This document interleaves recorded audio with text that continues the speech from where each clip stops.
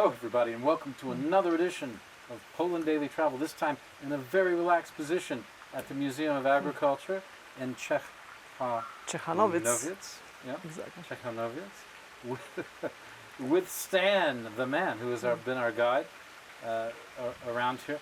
They very kindly, on short notice, opened the place up for us, provided a guide, so it's an extremely pleasant experience and a very nice place to visit, even if you're not trying to make some programs here. I'm sure it's even more pleasant then.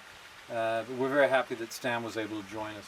Thank you also. To take us around. So I Thank you. appreciate that. Yeah, I so appreciate also. Yeah, it's very kind of you. And I've learned a lot by being here about the palace house, the family, the histories that go with the village and the house and the surrounding area, the history of the aristocratic families, and also the construction of the town here, which is fascinating.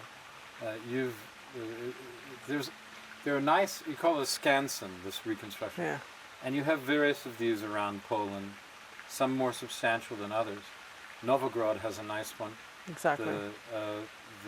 The local people On the steep of the river here. yeah, just located. above the river. We were filming there about the local people and their style of life, which is fascinating.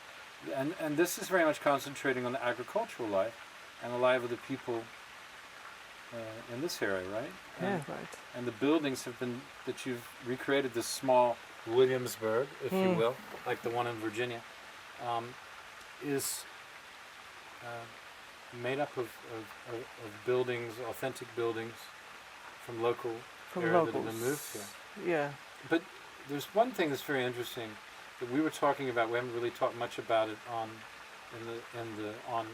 film yet, but I'd like to now. And that's the person that I'm fascinated by, Jan Kluk.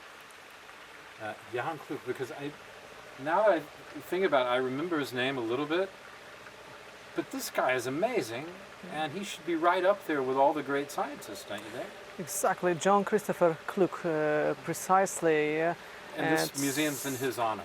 Yeah, exactly. The patron of the museum, and the local priest, at the same time the scientist, and he managed to collect, and study the whole, herbs from this region, and afterwards he launched it in the scientific way, publishing over 10 books, not only just on herbs, but we can say also about pharmaceuticals, about veterinary science, about animals in general. He did a great job, and we compare him. He was an all-around naturalist, right? Yeah, exactly, and we compare him to the Copernic, for example. Copernicus. The Copernicus, exactly. It's in the same size. Copernic. You're saying in Polish, right? Copernicus in English. Because how is he like in the sense of the importance of his work? Because it was groundbreaking not just in Poland but in the world, right? Yeah. Sure. Why do you think he's not more famous, more celebrated, like Madame Curie, like Copernicus, like Helvetius? I think so that it's a niche in terms of herbs, because Helvetius. In terms of Helvetius and herbs, he was discovered in terms of science not long ago, and nowadays, currently we try to rediscover. Rediscover. His writings, so he worked kind of on his own out here. Yeah, and at the same time, as I said before, he was a priest, but that was his day job, right? Yeah, during the spare time, when he had spare time, he devoted himself on just strolling, walking for searching of local fauna. Right. And now we can admire his work here on this territory. If we say about the garden of herbs for medical treatment, based according to his books from the 18th century books. Yeah, so it's really, he's a sort of creature of the Enlightenment. Yeah. He also, because he's enlightening people, making new discoveries. And the herbs that he was really studying their effectiveness, right, in our lives. And he wrote a lot about this, Yeah. didn't he? Yeah. And eventually making a textbook for the first Polish textbook, wasn't yeah, it? yeah. Is that And right? Yeah. exactly, and Yeah. he translated from Latin to Polish. Scientific examples. He was the first man who did it, and hence why we think that. So he's very important. He played a very great role in terms of development, of local, not only society as education, but he implemented a new method of education into schools. A new method. What was this new method? Based on a sort of scientific approach? Or? Yeah, a new method. I would say just open a real study. For example, Empiricism. Empiricism, yeah. Right. Okay. Yeah, you can say empiricism. Yeah. And it's very important still. And his books are quite famous now worldwide, and we can find them in different libraries around the world. But he's mostly focused on flora. But also minerals. I'd say stones. Okay. And animals. Yeah, animals. Also. At the same time. Also, anything to do related with agriculture, but he's studying herbs, but he's also studying grains and all the various things. So everything he was seeing around him in the natural world that was related to making life better for human beings and animals, etc. He was noting facts about his surroundings. He was curious about of the surroundings. Curiosity is the key. And curiosity, yeah.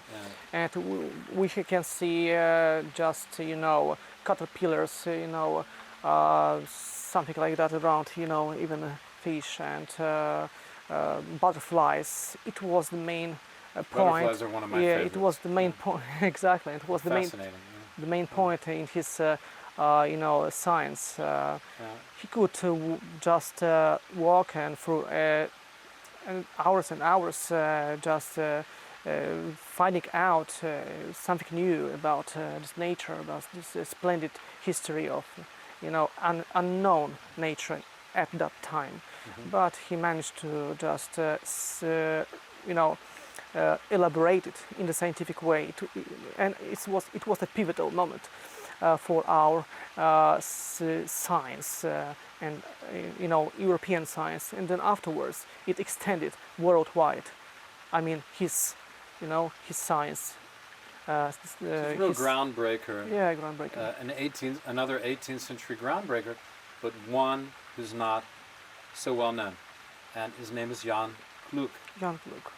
A priest, a local parish priest, and also a scientist of world renown through his study. At the same time, but also his father was a quite famous architect. His father was an architect? Yeah, he was... Where was his father living? So here he was a private architect of the Dukes of Osoliński. This area. This area. And funnily enough, he erected the local church in Ciechanowiec. There's a fort Osoliński in Biebrze, right? Exactly. There's still a fort there. This was a very important fortress against Germans in 1939 and against the Russians various times. Yeah. And those uprisings, right?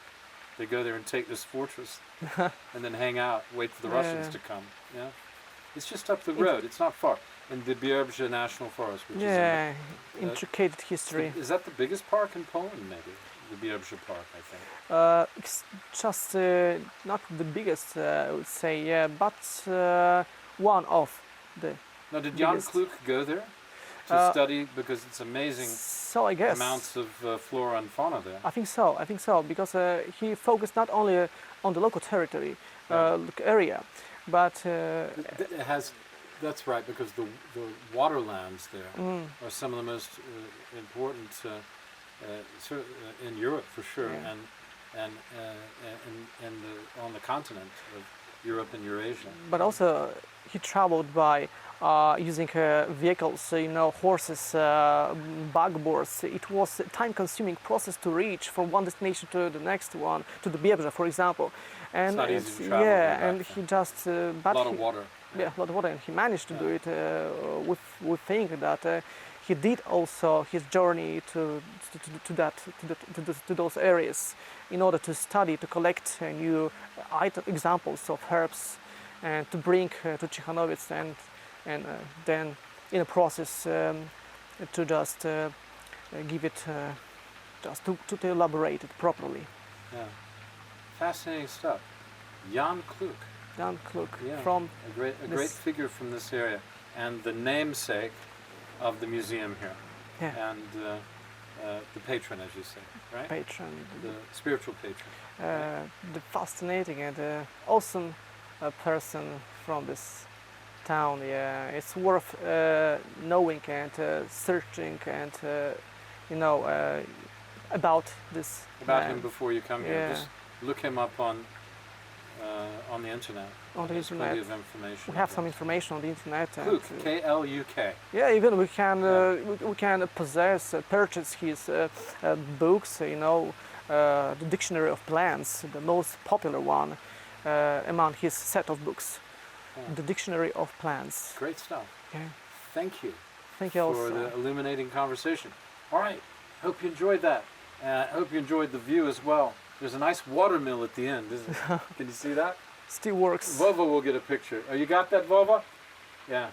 I got the thumbs up. You got it. Of course he did. He always gets the picture. All right. Thanks for watching. And thanks Thank you. to Stan Thank you. for sitting here with me. Okay. See you tomorrow night.